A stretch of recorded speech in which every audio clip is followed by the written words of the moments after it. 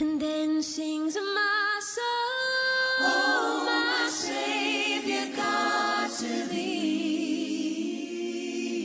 How great thou art, how great thou art, how great thou art, and then sings my soul, oh, my Savior God, to thee, oh, to thee. How great thou art.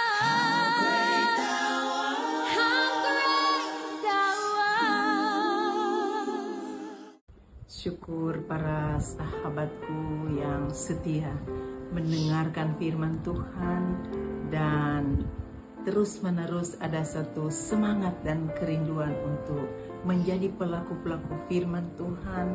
Mari kita jumpa lagi saat ini dan memohon pertolongan dari Tuhan Yesus Kristus. Mari berdoa.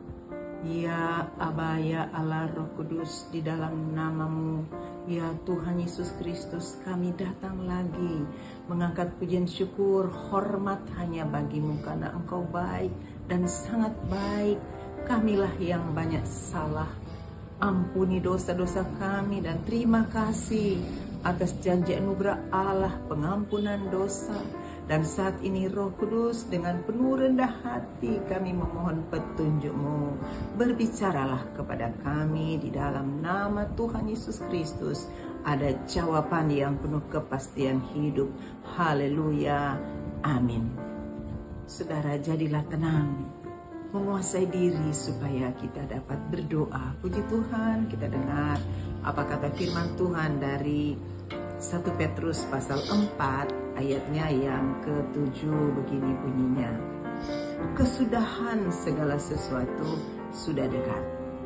Karena itu, kuasailah dirimu dan jadilah tenang supaya kamu dapat berdoa. Tema renungan kita, kuasailah dirimu, jadilah tenang supaya kamu dapat berdoa.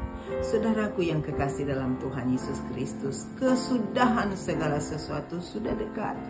Kedatangan Tuhan Yesus Kristus yang kedua kali sudah dekat. Kita sebagai hamba-hamba Tuhan, jemaat Tuhan, menguasai diri, jadi tenang supaya kita mampu berdoa dan berjaga-jaga.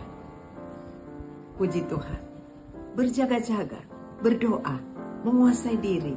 Ketenangan itu sangat-sangat dibutuhkan dan untuk memuliakan Tuhan Yesus Kristus. Ada kesaksian pengalaman iman mengenai banjir bandang.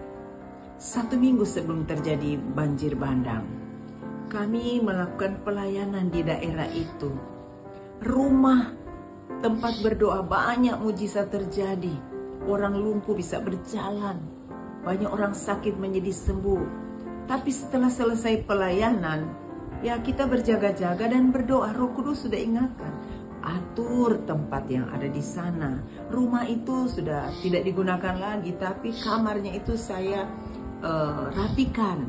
Ada spray, saya alas spray, dan ada spring bed. Kemudian Alkitab yang sudah selesai digunakan ditaruh di atas meja. Ternyata luar biasa, Roh Kudus sudah ingatkan lebih dulu, berjaga-jaga dan berdoa.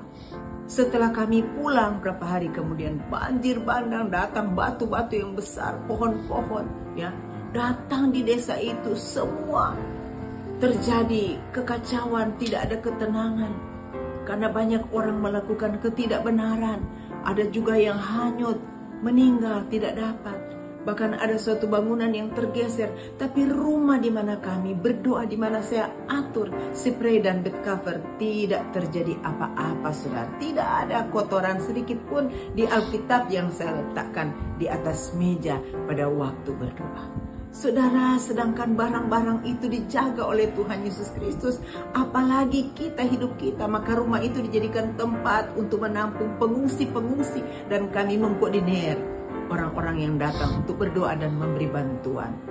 Jadilah tenang, kuasailah diri, dan berdoa dan berjaga-jagalah. Semua untuk kemuliaan nama Tuhan Yesus Kristus. Amin, puji Tuhan.